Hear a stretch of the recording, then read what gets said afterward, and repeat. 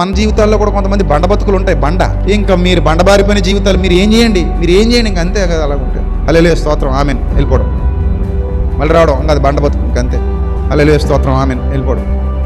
ఇంకా అసలు చలనం ఉండదా నాయన నీ బతుకులో, నీ జీవితంలో చలనం రాదు ఇంకంతే. నిద్రామత్తుగల బుద్ధి, నిద్రామత్తుగల ఆత్మ. సో కాబట్టి అది దేవునికి ఇష్టమైన స్థితి కాదు, గుర్తుపెట్టుకోవాలి. 2 కాళ్ళు 2 చేతులు కలిగి ఒక ఆకారం నడుస్తోంది, కదులుతోంది, మాట్లాడుతోంది, ఉనికి కలిగి ఉందంటే దాని అర్థం ఏంటి?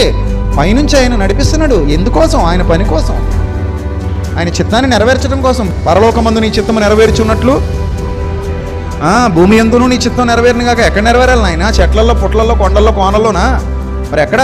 జీవంగల మనుషుల్లో. మరి ఆ మనిషే కదా ఇప్పుడు 2 చేతులు 2 కాళ్ళు కలిగి జీవం కలిగి నడుస్తున్నాడు. నడుచుకుంటూ ఇక్కడ దాకా వచ్చాడు, నడుచుకుంటూ సమాజంలో తిరుగుతున్నాడు, నడుస్తున్నాడు, జీవం కలిగి ఉన్నాడు. అంటే ఆ జీవం కలిగిన దేహంలో దేవుని చిత్తం ఏమవ్వాలి? నెరవేరాలి, పని జరగాలి. అందుకే ఈ ఘటాన్ని దేవుడు ఎన్నుకున్నాడు, అందుకే ఈ ఘటాన్ని దేవుడు ఏర్పరచుకున్నాడు. ఓ ఘటమా, ఎందుకు ఏర్పరచబడ్డావు అంటే దేవుని పని కొరకు ఏర్పరచబడ్డావు.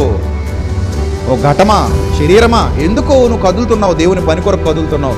కదిలినంత కాలం ఆయన పని కొరకు కదులుతావు, ఏదో ఒక రోజు ఆగిపోతావు. అందుకే ఎవరి పనిలో వారు సంసిద్ధత కలిగి ఉండాలి. నీ సామర్థ్యం కొలది పని చేయాలని గ్రంథం చాలా స్పష్టంగా సెలవిచ్చింది.